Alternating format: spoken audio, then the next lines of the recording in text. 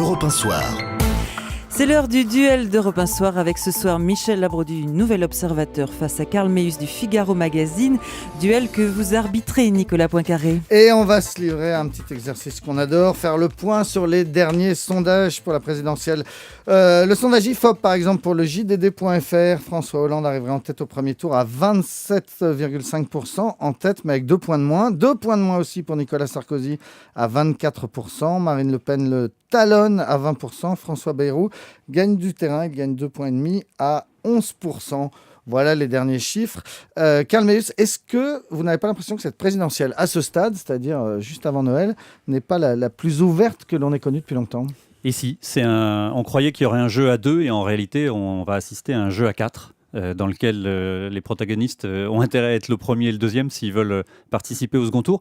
Ce qui est intéressant, c'est qu'au fond, il y a un match qui nous était présenté comme le match de la présidentielle et les Français n'en veulent pas. C'est ce que montre ce sondage, qui n'est pas le seul d'ailleurs. Il corrobore les 2, 3, 4 enquêtes qui se sont déroulées sur la dernière semaine. Moi, je me souviens quand même qu'on nous présentait il y a un mois comme François Hollande, le prochain président. L'élection était déjà faite, vous vous souvenez, au lendemain de la primaire.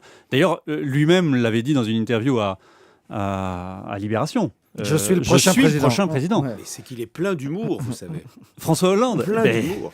Je n'en doute pas, mais ça risque de se retourner contre lui, parce que certes, il reste devant, mais ce que je note dans le sondage de l'IFOP, là, c'est qu'il est en dessous de la barre des 30. On est quand même là maintenant à un niveau qui est une zone dangereuse. L'écart avec Nicolas Sarkozy n'est plus que de 3 points. C'est pas beaucoup. L'écart avec Marine Le Pen se réduit aussi. Donc il y a quand même une zone de danger, sachant que dans ces sondages-là, plus de la moitié des gens disent qu'ils peuvent encore changer d'avis. Michel Labrodu. Observons quand même juste, même si je suis d'accord que cette présidentielle s'annonce sûrement plus musclée, plus indécise qu'on pourrait le penser, observons quand même que quand on fait un sondage sur le second tour, on voit un François Hollande à 56% et un Nicolas Sarkozy à 44%, ce qui est quand même mais un vous score savez comme moi que assez les enviable. sondages de second tour ne veulent Bien pas sûr, dire grand-chose. Oui, mais il n'y a pas le contexte. Bien sûr, mais le sondage ne peut pas vouloir dire quelque chose quand il va d'un côté et ne plus vouloir rien dire quand il va de l'autre. Non, mais il dit quelque chose sur le premier tour, parce que là, on voit, il y a tous les candidats qui sont là et chacun a son programme. D'accord. Le second tour, il y en a plus que 2, mais bien sûr. Mais alors, observons une deuxième chose. Enfin, on s'aperçoit qu'effectivement, vous avez une montée en puissance de Bayrou et de Marine Le Pen.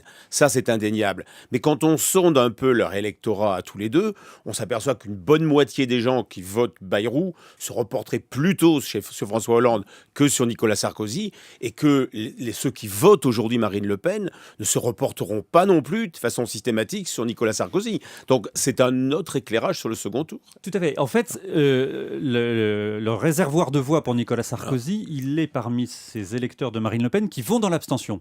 Il faudra vérifier sur ce que donnent ces derniers sondages, mais dans ceux d'avant, il montrait bien qu'il y avait plus de 60% des électeurs de Marine Le Pen qui allaient dans l'abstention. Là où en 2007, il avait réussi à prendre dès le premier tour la moitié des voix de Jean-Marie Le Pen, et au second tour, la moitié de ce qui restait à Jean-Marie Le Pen, et ça lui avait permis d'accéder à l'Élysée. C'est effectivement un des nœuds, si vous voulez, quand même, de cette élection. C'est-à-dire qu'on a le sentiment que Hollande, même si, je vous accorde que c'est pas un départ fracassant, qu'il y a un certain nombre de choses où, en effet, ça coince, non, on est bien d'accord, mais enfin, en même temps, il aurait été complètement illusoire de penser qu'il conserverait le score de 35% très longtemps.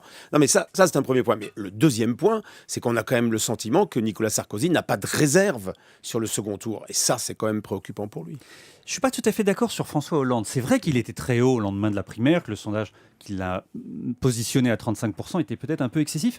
Mais je pense que l'erreur qu'il a faite, c'est justement de ne pas croire qu'il pourrait garder ce socle. Tout de suite, il a dit « Non mais attention, je sais, je vais baisser, c'est mécanique, ça va arriver ». Mais au fond, pourquoi ça devrait être mécanique ? Il a bénéficié, François Hollande, de l'amour que certains des électeurs portaient à Dominique Strauss-Kahn. Il a fait le hold-up en récupérant tous ces gens-là. Et donc, il a accédé à une sorte de présidentialité qui était donnée à Dominique Strauss-Kahn et dont il a pu hériter. Et au fond, s'il avait poursuivi dans cette voie, il aurait pu garder ce socle. Mais en réalité, il n'y a pas cru. Il a fait un peu de silence. Il a dit « je n'interviendrai pas dans les médias ». Puis en réalité, il était dans les médias. Et quand il intervenait, d'ailleurs, il n'a pas su fabriquer une image présidentielle. Et au fond, c'est peut-être là qu'il y a eu une déception. L'accord avec les Verts, il s'est mis les mains dans le cambouis d'accords de parti. Attendez, il y a deux choses sur lesquelles je ne suis pas d'accord. C'est-à-dire que d'une part, l'analyse qui est faite du sondage du Monde aujourd'hui le montre quand même bien. Qui est-ce qui quitte les fameux 3 points que perd François Hollande? Eh bien, 2 de ces points, si vous voulez, c'est pour une part les électeurs du Front de gauche, c'est-à-dire la part d'extrême gauche qui a participé aux primaires, qui ont voté aux primaires du Parti socialiste et qui regagnent après logiquement leur camp. Et je ne vois pas très bien pourquoi dans un premier tour, ces gens-là ne voteraient pas pour leur candidat. De même, il y a une partie certainement de centristes, de bayroutistes qui ont pu également se retrouver au sein des primaires socialistes pour François Hollande. Eux aussi regagnent leur camp et leur candidat. Donc c'est après, si vous voulez, que ça va se jouer. Donc je pense que c'est plutôt sagesse de sa part de penser qu'il n'allait pas les conserver. Karl Meus. Est-ce que c'est une avant-garde, ces gens qui partent, qui commencent à partir vers... Ah non, mais c'est ça la vraie question pour François Hollande. Mais l'élection à 2 tours. Oui, mais dans une élection à 2 tours, il faut aussi passer le premier. Or, si une partie des gens vont chez Bayrou, c'est bien que François Bayrou a réussi à incarner quelque chose.